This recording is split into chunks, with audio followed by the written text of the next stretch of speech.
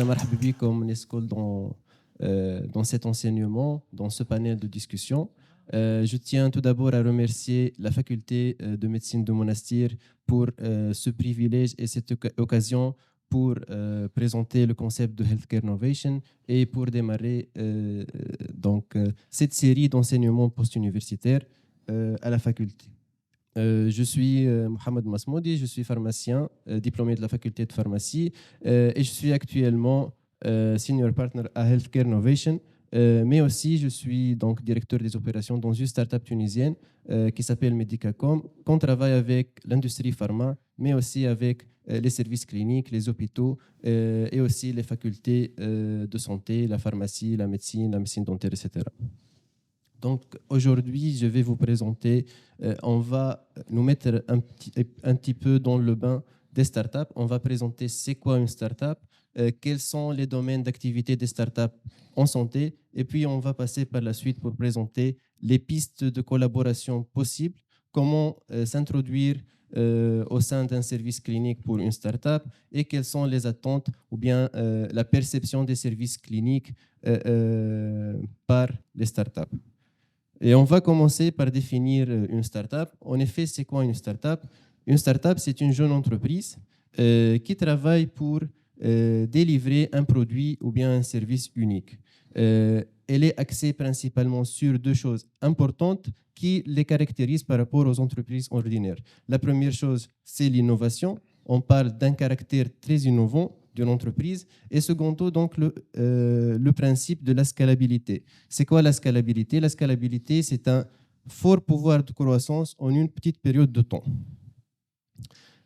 En Tunisie, les startups, elles sont régies par une loi qui a été promulguée en 2018, la loi de la Startup Act, et qui accorde plusieurs avantages aux startups elles-mêmes, aux entreprises, aux entrepreneurs, aux start-upers, mais aussi aux investisseurs qui veulent investir dans ces startups-là. Parmi les avantages qui peuvent être importants, il y a l'avantage d'avoir une rémunération d'une année, le montant qu'on perçoit pendant l'année précédente. Nous avons un salaire pendant un an, le montant qu'on a avec un minimum de 1 000 dinars et un maximum de 5 000 dinars. On a aussi le droit d'avoir un congé, ce congé-là, qu'on va pour se consacrer à l'élaboration de notre entreprise. Donc, il est possible même pour le secteur public aussi que le secteur privé.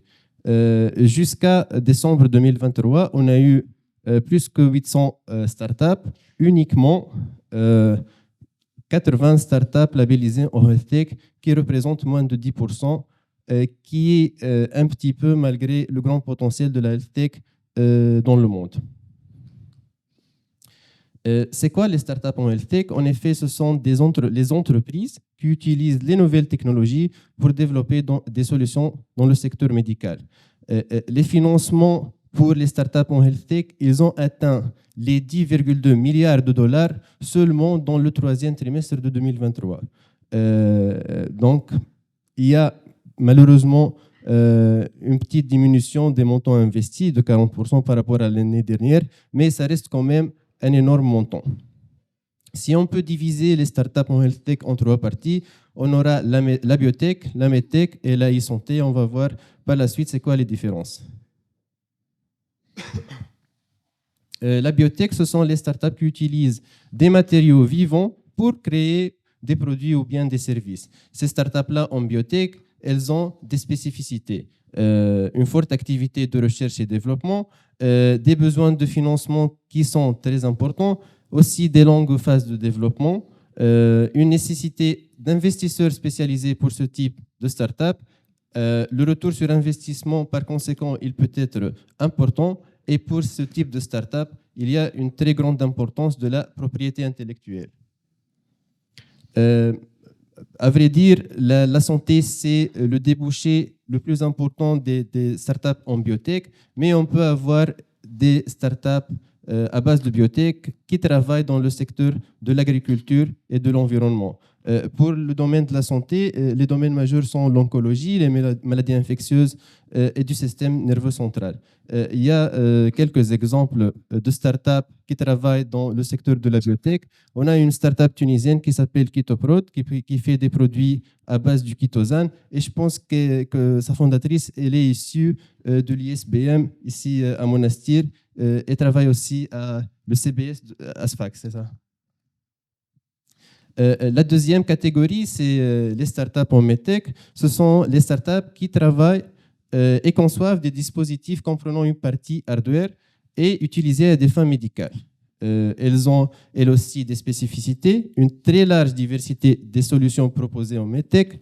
On a une importance de la stratégie réglementaire. On doit faire très attention à la stratégie réglementaire de notre produit, qu'est-ce qu'on va appeler, s'il s'agit d'un gadget, d'un dispositif médical, etc.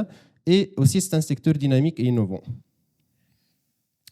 L'Office européen des brevets, l'OEB, il inclut dans la medtech les instruments médicaux pour le diagnostic, le traitement de maladies et de la chirurgie.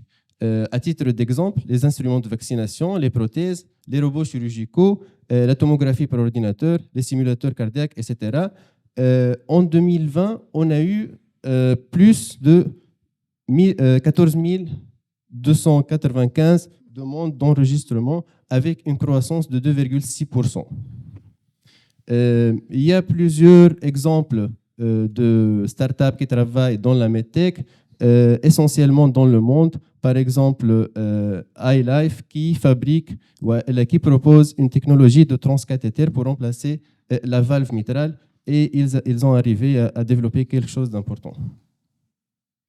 La troisième partie, donc la troisième catégorie, c'est la e-santé. Ce sont les startups qui appliquent l'éthique, les technologies de communication et d'information avec des activités en rapport avec la santé. Elle est appelée également la santé digitale ou bien la santé connectée. La FDA l'a définit comme des plateformes informatiques, des dispositifs de connectivité, des logiciels et des capteurs utilisés pour des soins de santé et des utilisations connexes. Elles ont certaines spécificités. On a une faible barrière à l'entrée pour ces produits développés dans le cadre de la e-santé. C'est un secteur qui est très concurrentiel. Le temps de développement, il est relativement court si on le compare par exemple avec les startups en biotech. Et c'est un secteur qui est attractif pour les investisseurs vu que les faibles barrières à l'entrée et le retour sur investissement qui peut être assez rapide. Voici quelques domaines d'application de la e-santé. On parle de la télémédecine, du diagnostic digitalisé ou bien du diagnostic assisté par ordinateur, la coordination et gestion des soins des patients, les thérapies digitales qu'on va les voir par la suite, l'analyse des données, le DMI, les outils destinés à la recherche et développement et quelques outils administratifs pour les fournisseurs de soins.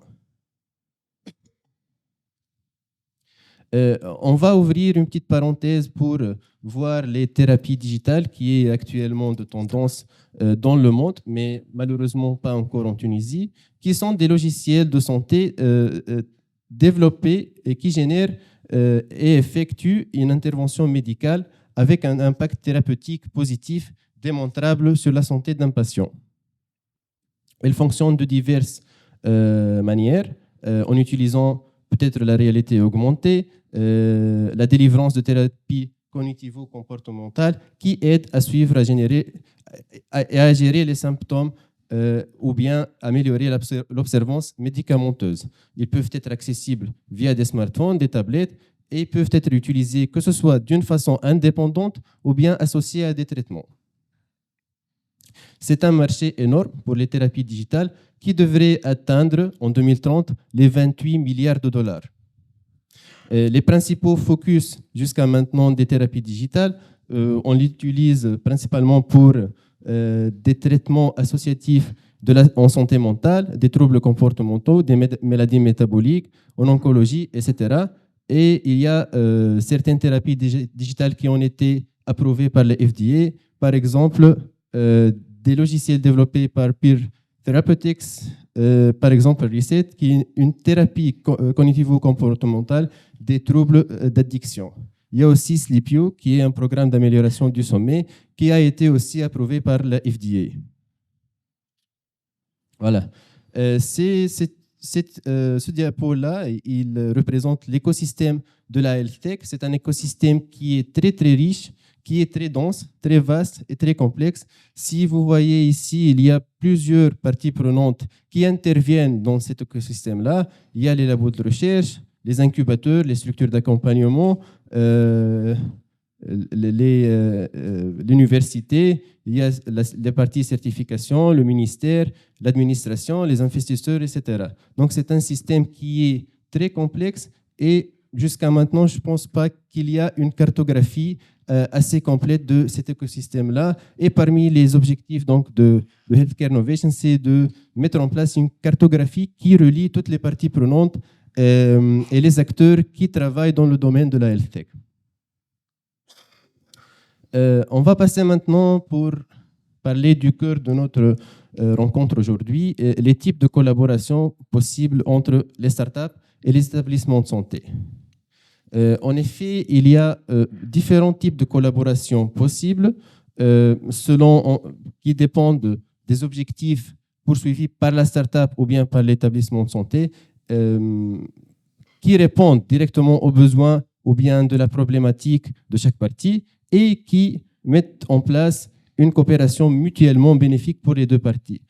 Si on va résumer les collaborations possibles en 4 types de collaboration.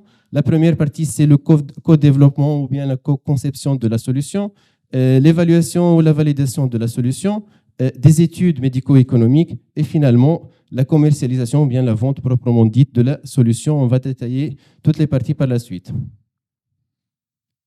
La partie de co-développement, elle est principalement idéale pour les startups en early stage ou bien en very early stage. On vient seulement avec une idée ou bien un prototype qui n'a pas été très bien défini. On va vers le service clinique ou bien l'établissement santé dans un but d'un co-développement, d'un développement commun pour répondre aux besoins adaptés par le service clinique. Ou bien, on peut avoir le cas d'un service clinique ou bien d'un établissement de santé en général qui a un besoin spécifique et qui va se diriger directement vers cette start-up qui sera chargée de réaliser la partie technique. Ce mode de collaboration, il est intéressant pour les deux parties car la prise de risque, elle est commune pour les deux et le bénéfice, il est partagé. L'établissement, il va apporter son expertise métier, sa compréhension du problème et des usages associés. Il peut également apporter des moyens financiers à travers, on va voir par la suite, on a eu l'expérience de travailler avec des services cliniques et on a eu par la suite du soutien financier à travers des programmes d'aide à la recherche ou bien des programmes de promotion à la recherche. Et pour la startup, elle va apporter son expertise technique ou bien technologique et son savoir-faire de développement, par exemple. Voilà. La deuxième partie, c'est la validation. C'est la validation scientifique de la solution qui représente un modèle de collaboration possible. La startup, elle va travailler en partenariat avec l'établissement de santé dans le but d'évaluer et de déployer expérimentalement cette solution sur terrain. On va travailler dans un milieu de production. Ceci pour tester l'efficacité de la solution et de permettre d'éventuelles améliorations ou bien d'ajustements. Pour les startups, donc, quels sont les avantages? Elles apportent leurs solutions sur terrain, elles offrent leur expertise surtout dans la partie de la conduite des tests terrain. Ils ont l'expertise technique pour évaluer si ça a marché ou pas. Et ils vont accompagner dans l'évaluation de la solution. Pour les services cliniques, ils vont fournir un terrain pour expérimenter. Ils apportent leur expertise métier et la compréhension des usages ou bien des utilisations de l'application et ils vont participer activement dans l'évaluation de cette solution-là. Pour certaines solutions, que ce soit des solutions hardware et software, on aura recours à des validations cliniques qui peuvent être nécessaires dans certains cas et qui s'inscrivent dans le cadre des essais cliniques. Et dans ce cas, la collaboration peut être similaire, mais avec un accent particulier sur la validation médicale et le respect des protocoles des tests cliniques. La troisième partie, c'est les études médico-économiques. Et dans ce type de collaboration, on va tester économiquement et pas techniquement cette fois. On va tester l'impact économique de la solution lors de son utilisation dans un cadre réel. Pour évaluer, par exemple, si elle minimise des coûts, on va analyser le coût efficacité, le coût utilité ou bien le coût bénéfice de la solution. Dans cette démarche, l'établissement il va apporter un terrain d'expérimentation, son historique économique, pour pouvoir comparer si la solution elle a amélioré ou pas sur le plan économique. Et cela peut être un argumentaire pour les startups afin de pouvoir vendre ou bien commercialiser la solution pour d'autres services cliniques ou pour d'autres établissements de santé. La dernière partie, c'est la partie de la commercialisation de la solution. C'est la capacité de la start-up à convaincre l'établissement, à négocier d'une façon équilibrée. Dans cette partie-là, il est très important de comprendre le processus d'achat public, comment ça fonctionne l'achat public, afin de pouvoir négocier d'une façon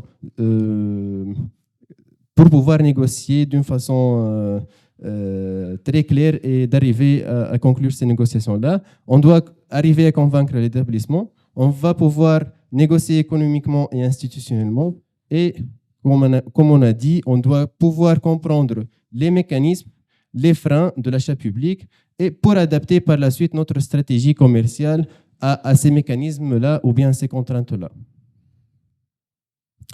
Il y a une étude qui a été réalisée en France sur 141 établissements publics sur la perception ou bien l'image des startups auprès des établissements de santé. Malheureusement, il n'y a pas de chiffres jusqu'à maintenant avec des établissements de santé en Tunisie, mais lors de cette étude, on a vu que cette perception, on a des points positifs et aussi des points négatifs. Les points positifs, c'est que les établissements de santé ont la perception qu'on travaille avec des équipes jeunes et dynamiques, des équipes innovantes et valorisantes. On est centré sur l'utilisation, la simplicité, on est agile, on peut s'adapter, on développe des nouvelles activités, on développe de l'innovation, donc on est dans un secteur attractif.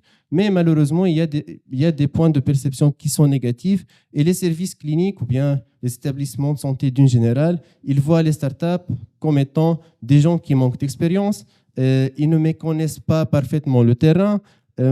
Parfois, ils ont la perception que ces solutions-là ou bien ces gadgets high-tech, ils ne répondent à rien.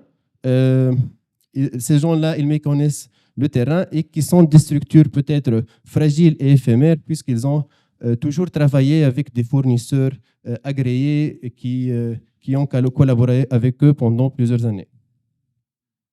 Et pour cela, pour faciliter la collaboration, les startups, elles doivent comprendre et anticiper ces craintes-là, ces craintes potentielles, en fournissant donc des éléments de réassurance et des preuves de leur capacité technique, mais aussi leur capacité et leur maîtrise des processus de travail.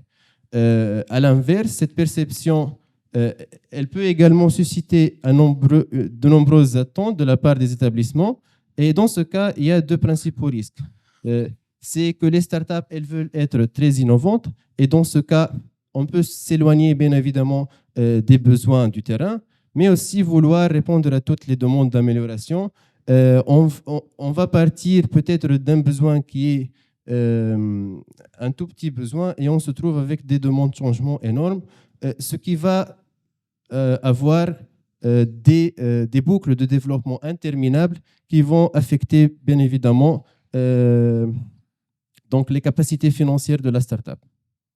Voilà. Finalement, pour trouver un bon établissement de santé, on doit poser plusieurs questions. Parmi les questions principales, est-ce que les besoins spécifiques de l'établissement qu'on va travailler avec, il répond directement avec la solution à travers des interviews. On va se connecter avec les établissements de santé-là. On doit identifier ou bien chercher les axes de travail ou bien les axes de recherche que font ces services cliniques-là. On va voir si la taille et les structures d'établissement est adaptée pour tester ou bien pour valider est-ce qu'il y a une infrastructure disponible. On va voir s'il y a des contraintes réglementaires. Est-ce que l'établissement, là, il a une autonomie financière? On va voir comment la start-up elle doit mettre en place des assurances pour que la confidentialité ou bien la sécurité des données sensibles de l'établissement soit gardée. Et finalement, on doit se demander quelles sont les expériences passées et les collaborations passées qui ont été mises en place par les startups et les établissements de santé, qui sera donc un argument en faveur de la startup. Si on a de l'expérience, on a travaillé avec des établissements de santé auparavant, ça serait un avantage ou bien un atout pour la startup. Finalement, on doit trouver le bon interlocuteur lors de notre introduction vers un service clinique. On doit avoir une stratégie de contact. On doit identifier tout d'abord les interlocuteurs clés. Il y a la direction fonctionnelle. Ceux qui vont travailler avec la solution directement, ce sont les utilisateurs, mais aussi il y a des directions incontournables qu'on va travailler avec. Il s'agit bien évidemment des directions de l'achat, la DSI, la direction des systèmes informatiques, si on a des solutions numériques ou en cas de besoin avec des systèmes qui existent déjà.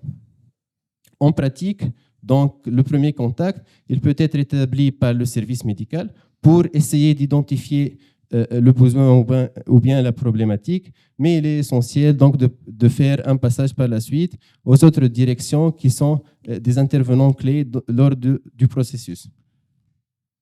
On doit construire par la suite une offre adaptée à l'établissement de santé. On comprend les besoins. On doit établir des relations de confiance basées sur la transparence et aussi sur la conformité des réglementations en vigueur. Voilà. La dernière slide, donc, c'est concernant les bonnes pratiques de négociation. On doit faire certaines concessions parfois afin de ne pas se trouver dans des impasses, surtout dans certains cas où on attend des résultats auparavant. On peut pas, on doit faire des concessions afin de pouvoir avancer. On doit toujours aussi garder l'esprit de voir la big picture du projet. On ne doit pas se focaliser uniquement sur une partie du projet et laisser toute l'image du projet, la big picture. Et finalement, on privilégie de passer à l'action et ne pas rester dans des négociations interminables. Et aussi, il faut, finalement, le plus important, c'est de se sentir à l'aise lorsqu'on travaille avec une startup ou bien si une startup elle travaille avec ou elle collabore avec un service clinique. Voilà, c'est grosso modo, ce sont peut-être des pistes de réflexion et on vous laisse par la suite à travers le panel si vous avez des questions ou bien avec le partage d'expérience des invités. Merci.